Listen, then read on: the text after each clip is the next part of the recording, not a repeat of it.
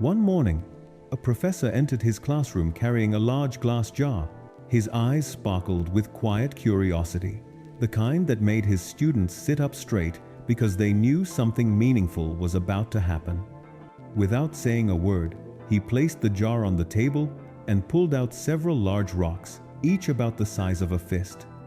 One by one, he carefully placed them into the jar until no more could fit. When the rocks reached the top, he looked at the students and asked with a small smile, "Is this jar full now?" The students looked at it and nodded confidently. "Yes, sir," they replied. The professor paused for a moment, then reached under the table and brought out a small bag filled with pebbles. He poured the pebbles into the jar, gently shaking it so they could settle between the larger rocks. Once again, he asked, "Is it full now?" Some students hesitated, but most still answered, "Yes, now it's full."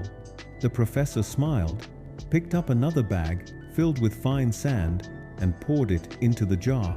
The sand trickled down, filling every little space left between the rocks and the pebbles. "Now, is it full?"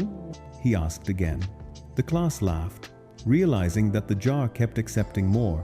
And finally, the professor took a mug of water and poured it in. The water slowly soaked through the sand, filling the jar completely. When he was done, the professor stood back, smiled warmly, and said, "Now the jar is truly full."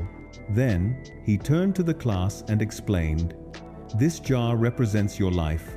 The large rocks are the most important things: your family, your health, your close relationships, your dreams, and your goals.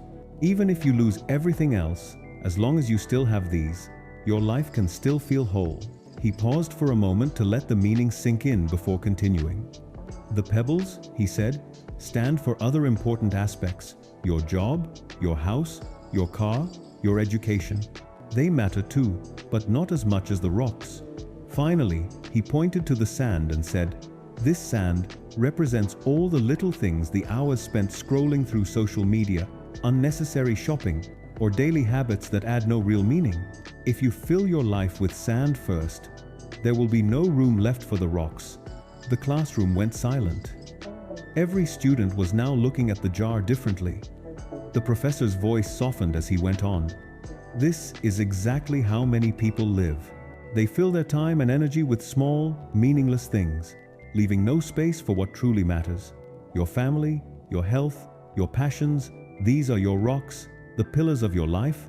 If you don't take care of them first, one day you'll look back and realize you've ignored the most precious parts of your journey."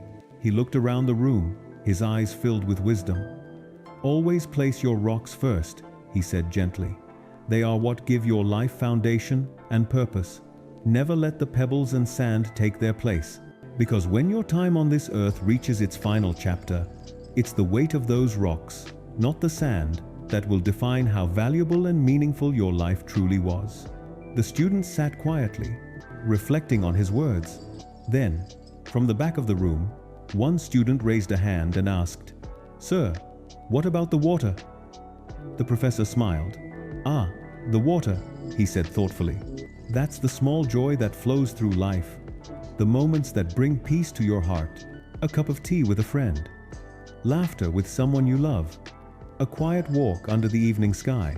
The water shows that no matter how busy or full your life seems, there's always space for joy, for friendship, for simple moments that make life beautiful."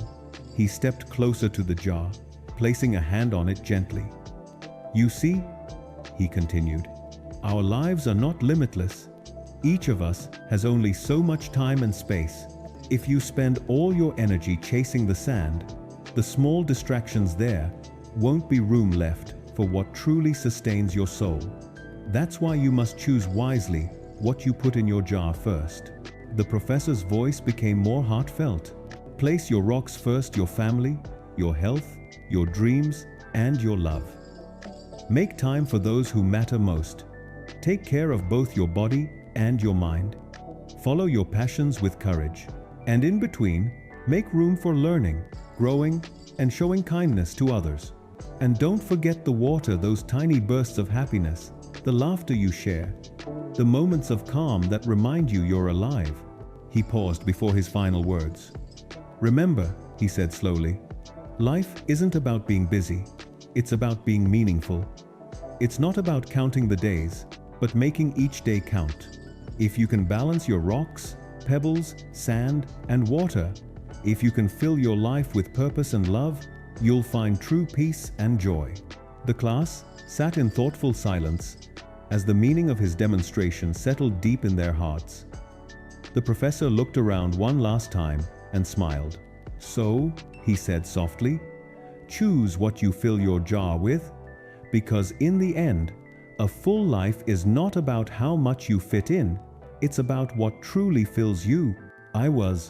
If this story touches your heart, share it with someone you care about.